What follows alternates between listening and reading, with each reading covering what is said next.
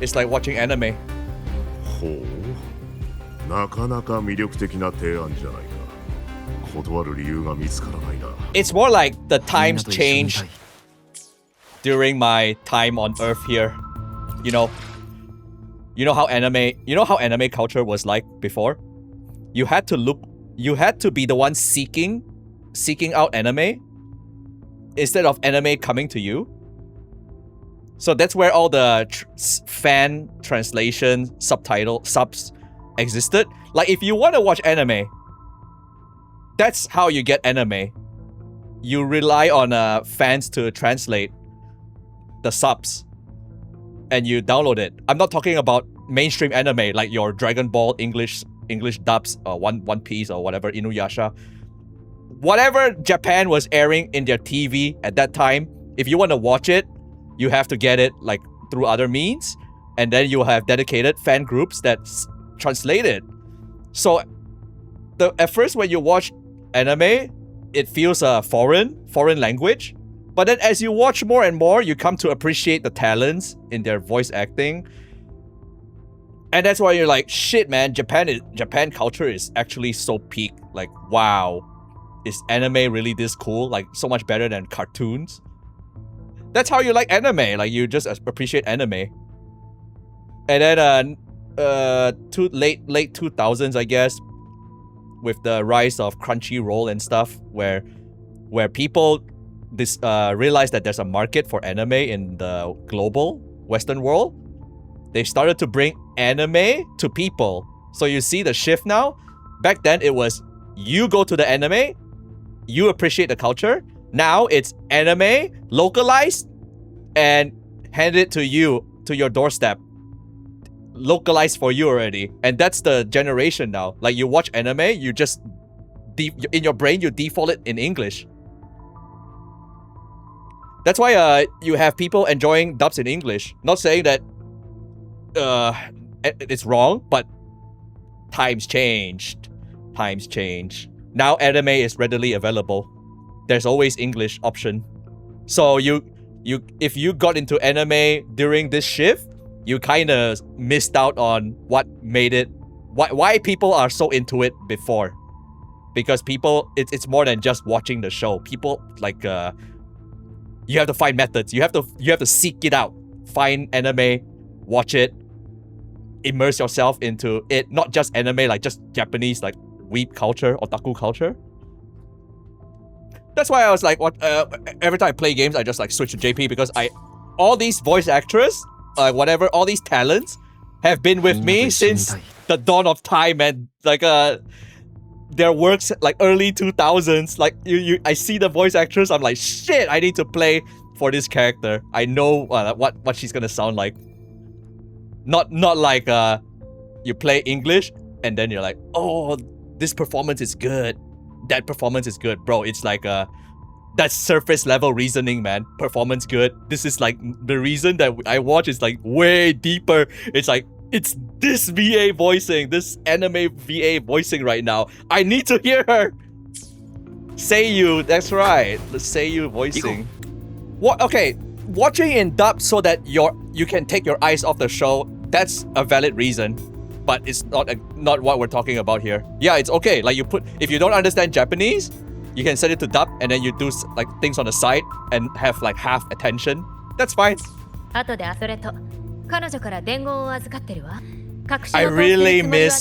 really miss the translation quality of the fan translated era.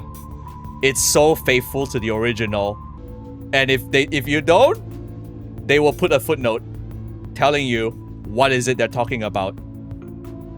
And then you'll be like, oh yeah, oh I see, that's what they do in Japan. It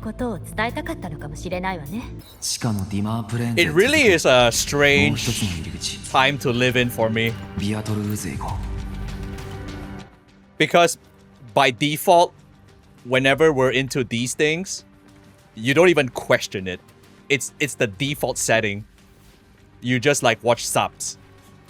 And then as the time goes by, more people, when it got really mainstream, more people got into the hobby. You're not the default anymore. Like you watch in JP, you're not the you're not the default, you're the minority. Watching in English is the default setting. So like, oh wow, what happened? Where are all my homies? Where are all my homies that I talk about with for anime stuff, weep stuff? Freely talk about lollies, freely talk about anything, degen shit about anime, anything. Like, do you know how crazy competitive is in the voice acting field for Japan? You know how long anime has been going? You need to be absolute peak to be like an A-lister. Yeah, and JP never missed because of the competition. Yeah, really? Really, it's such a professional field that even the amateur JP clears. The amateur JP voice act. I think like what Encore's JP voice actress is an amateur. Already clears. Okay, for example,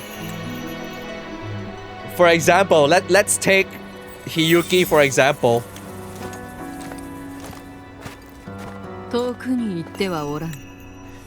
Do you know Hiyuki's voice actress?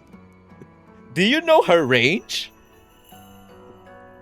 Asuna from SAO. I think that's the most mainstream example. She's Asuna, your normal teenage girl. She's Karen in PGR, your tsundere. She's Raiko in FGO, the mommy voice. And now she's Hiyuki, also mommy voice. Do you see the range that she can do? This is their level. This is the level we're talking about. But when JP does it, it's like they know how to do like method acting, but for the character. Like they will understand, okay, this character is the cool kind, the aloof kind. And then they know how to access from their experience, like so many roles that they have done, they just know how to access like the archetype to voice the character. You have to be in a anime convention where they invite the JPVAs over to do live voicing. The experience is surreal. It feels so surreal to be standing there and then you're hearing the voice come to life and you're like, I know it's fiction, but why is it so real? And then you'll have a crisis in your head and then you feel like Gosling. Actual Gosling moment. You'll be like, oh man, it's real and not real at the same time. They would be on the panel and they're just conversing like normal people. And then once they make the attempt to voice, it's like completely different. Like they just switch on. Who said Frolova was Hatsune Miku? For real? For real? You wanna hear? You wanna hear ASMR? ASMR. 急いで去ることはないわ。この公演はまだ終わっていない。トリックタウンの深夜は騒がしい焚き火そのもの。後半は真夜中から始まるわ。口ずさむ杉石の残響。枯れてもなお咲き乱れるわ。心だけは墓場にあらず。It's Akagi from Kankole. 終演アンサンブル破滅伴奏お願いできる面白いコンチェルトね The shortest way to say it is that JPVA just lock the fuck in every time they voice, man. Every time they voice, they locked in like crazy. This one. Oh, Changli. 作詞とは深い湖の源に似ている。これはわらわの師匠の教え。自らの身に危険を感じたら、まずは最も寡黙な人物に伝え、警告しろ。Yeah, if those people that don't know, she voiced Tamamo, and she sounds that's when she's unhinged. Unhinged Chiwa Saito. ちょっと、金時さん、近寄らないでくださいます？静電気で毛並みがパリパリするんですけど、好きなものですか？それはもちろん、小さくとも素敵なマイホーム。まあ、広いに越したことはありませんが、耳にコーンときました。限定イベント開始ですよ、マスター。Sakura Ayane. Yeah. Sakura Ayane also voices the whole range from lolly all the way to mature. I think I best knew her was from Kankole. She voiced Shimakaze, and then she voiced Nagato. It's like lolly to battleship. This one. This is her. So the one on the right. Also her. Also her. 吹雪ちゃん行くぞ !88 艦隊計画の第1号艦として生まれた長門型戦艦のネームシップ、長門だ。大和型が就役するまで連合艦隊機関も務めていたさ。世界のビッグセブンと言われてもいたな。